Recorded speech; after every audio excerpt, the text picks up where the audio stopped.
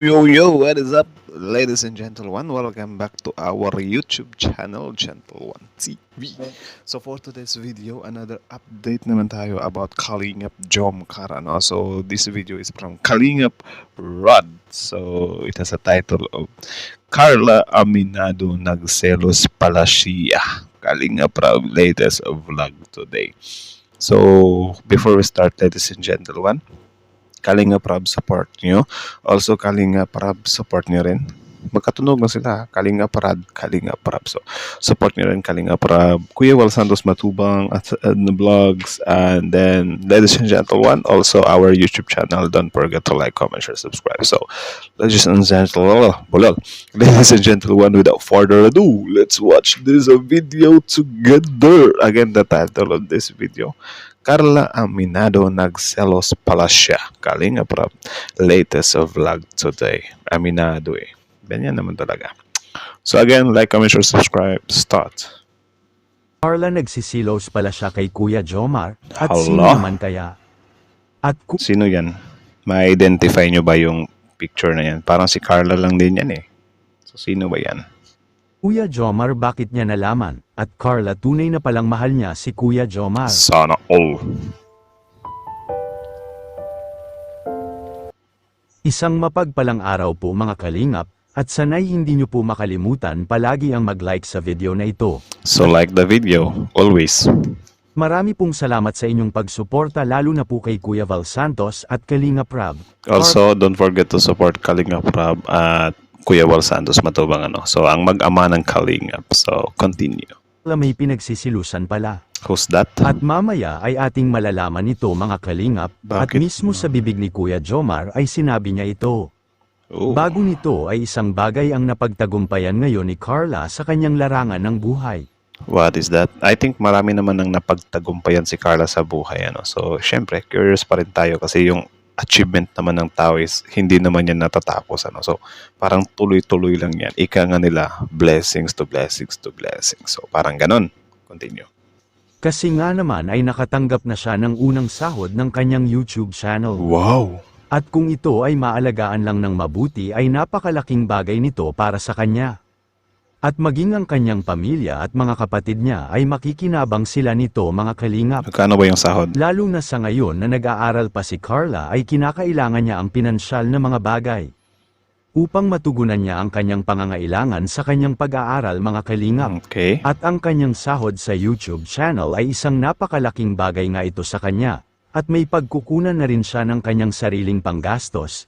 At sa kabila naman nito ay isang malaking ambag din ang maging ka-love team niya si Kuya Jomar.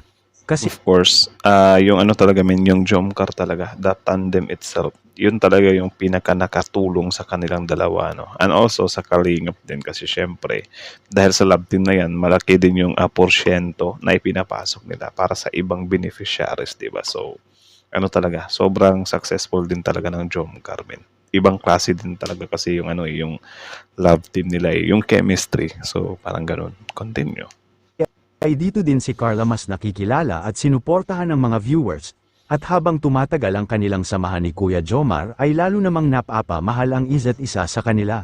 Sana all. At dumating na rin sa punto na gusto ng ligawan ni Kuya Jomar si Carla mga kalingap. Dapat lang mahirap nang maunahan, 'di ba? So wag to torpe-torpe sa panahon ngayon. Dapat pag nakita mo na, wag mo nang pagkawalan, men.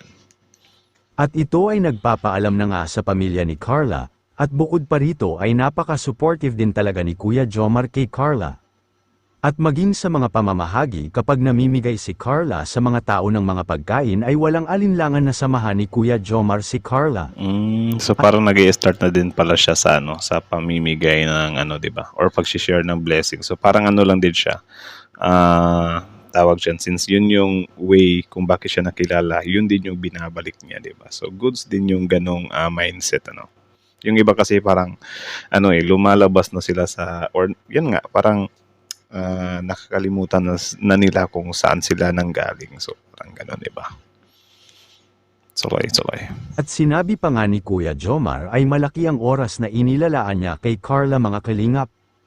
At patunay lamang na kung gaano kahalaga para sa kanya si Carla. At sa isang banda ay swerteng-swerte na rin talaga si Kuya Jomar. Kasi nga ay nakakasiguro siya kay Carla na wala itong lalaki sa kanyang buhay, ang sabi po mismo ito ng nanay. Grabe, no? Sobrang solid ng ganun, ano? Grabing assurance yun. Siyempre, kapag ka ikaw as a guy, sobrang gaganahan ka talaga ng ganun, men. Na parang yung assurance is, tawag dyan, ikaw lang talaga mag-isa sa buhay niya, men. So, igagrab mo talaga dyan. Yan, like, kung tunay na grateful ka talaga, di mo talaga sasayangin yan, men. Ni Carla, mga kalingap. Kahit na napakaganda ni Carla ay pansin ng kanyang ina kung gaano niya iningatan ang kanyang pagkababae, mga kalingap, at kung magkataon ay si Kuya Jomar pa lamang ang kauna-unahang lalaki sa buhay ni Carla, at ito rin ang hiling ng marami lalo na sa mga viewers na sana ay sila hanggang sa magkatuluyan sila sa totoong buhay, mga So, ipagdasal natin yan. kalingap. At sa kabilang banda naman nito, si Kuya Jomar din ay napansin niya na may pinagsisilosan pala si Carla sa kanya. Allah! Yun na, eto na tayo, nandito na tayo sa silos-silos. So, alam niyo naman yung silos-silos na yan dati, di ba? Parang si Jack Roberto yung binansaga na anti-silos king. Tignan nyo, ayun, naghiwalay na. Diyos ko, day. At nang sabihin ito ni Kuya Jomar ay parang may katotohanan nga ito. Dahil makikita natin kay Carla ay halos matamimi siya sa sinabi sa kanya ni Kuya Jomar, mga kalingap. At sino naman kaya ang pinagsisilusan ni Carla? At narito po ang kanilang usapan, makikita. Sino kaya yan? Drum roll. Tsing! Kita po natin sa video, mga kalingap. Nagsiselos ka? Naiintindihan ko naman. Pag notify tumatawag, minsan nagda-drive din naman ako. Pero, pasensya ka na. Kasi, yung mga tita natin sumusupport sa atin. Lalo na minsan sa pag-charity ko, sa mga beneficiary ko din. May pinapaaral din naman ako. So, laking So, ano lang, parang time. Parang ganun yung pinagsisilosan. Time din, importante din kasi talaga yung time yun eh. tulong din kasi nila. So, kahit pa paano, binibigyan ko sila ng oras. Pero, Tapos, ano yan parang since meron nga silang mga love team, di ba? So, parang ano lang din sila, artista na kapag, yun nga, kapag nagjowa ka or nag-asawa ka ng artista, dapat expect mo or tanggap mo kung ano yung nature of work niya. Kasi pwedeng, halimbawa ganyan, meron siyang mga ka-love team, meron siyang ka-fling, hindi siya fling-fling, meron siyang ka-kissing scene sa set, something like that. So, dapat bago mo pasukin yung relasyon na yan, tanggapin mo muna yan para maiwasan yung silos-silos na yan. Kasi yung silos-silos na yan, yan yung sisira sa some kind relasyon nyo, diba? So, parang ito kay Kuya Jomar, since gumagawa nga sila ng love team or ano ba sila, public figure ba sila or internet influencer, something like that, internet personality, ano. So, parang ganun ba na di talaga maiiwasan na merong maging interesado sa kanila. Like, for example, si Carla, meron siyang fandom. Si Kuya Jomar, meron ding fandom. Sa kanilang dalawa, meron din silang fandom. So, parang, nagiging ganun. And also, meron ding beneficiary si Kuya Jomar. Meron din siyang, yun nga, pinapaaral, mga charity work. So, parang medyo magkaka-conflict din talaga sila minsan sa time. Which is yun nga, kapag kamahal mo naman yung tao, diba? So, dapat accept mo rin yung time. siyempre, mas marami pa rin yung sa'yo. Diba? Mas marami. Pero pati si tita, nagsiselos ka? Naiintindihan ko naman. Naiintindihan ko naman po yan. Ang cute eh. So, syempre, Ayan. Ayos. So, that's it. Wait lang. So, that's it, ladies and gentlemen. So, how about you? What can you say about the video? Comment down below. Tapos yun, pag-usapan natin yan sa comment section. So, again, that video is from Kalingap Rod. So, supportahan nyo yan. Original video link in the description box below. Tapos, syempre, before you leave on our YouTube channel, Gentle One TV, don't forget to like, comment, share, subscribe. So, kita nyo naman yun, men. Diba? Also, Kalingap Rod, supportahan nyo rin. Tapos, yun, Kuya Wao Santos Matubang, ano. So, kita nyo naman yun, aminado, na nagkaroon nga ng some kind silusan. Or, parang, siguro conflict of time lang. Conflict of time lang. Kasi yun nga, di din talaga siya maiiwasan, no? Tapos syempre yung mga thing naman na parang halimbawa ganyan, sobrang laki na ng fandom ni ni tawag diyan ni Kalingap Jomar. So parang marami din talagang pwedeng sisingit sa kanila. For example, ganyan, biglang tatawag, biglang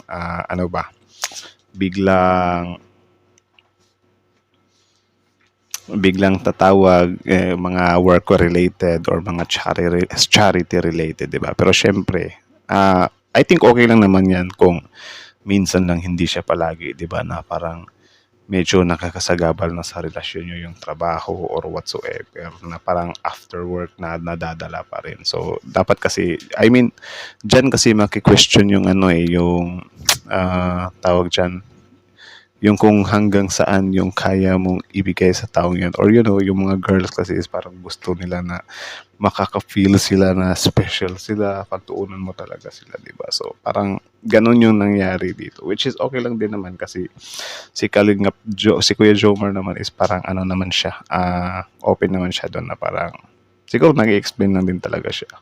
Or siguro need nila ng mga adjustment pa, especially like that. And mas maganda yan na napag-uusapan na nila ngayon yan, na hindi pa talaga sila totally mag-on sa personal, di ba? Kasi kapag nag-on na sila tapos hindi nila nalutas yung problem na yan, pwedeng ma-end up sila na maghiwalay sila or mag-away sila or lalaki yung hindi pagkakaunawaan. So dapat ngayon pa lang tanggapin na nila yung mga ganyan scenario sa kanila, kasi hindi naman sila normal na tao lang. Mga sikat sila, mga personal, I mean, public interest ba? Or mga influencer, mga ganun. Parang kumaga mga artista sila sa YouTube ba. Di nga natin alam, baka next year, mga 5 years from now, 10 years from now, maging artista talaga sila sa TV, di ba? So maraming possibilities na pwede ding mangyari soon. So kapag ganyan, need nilang talaga yan, balansehin or taasan yung pangunawa nila. So yun lang naman. So again, kayo ano masasabi niyo doon? Comment down below. Tapos yun, pag-usapan natin yan sa comment section. So kayo ano masasabi niyo doon sa mga silos thing na yan? Comment down below. Cute lang din So again, that's it. Thank you so much for watching. Kalingap Rod, Gentle One TV. Kalingap Rod, Gentle One TV is out.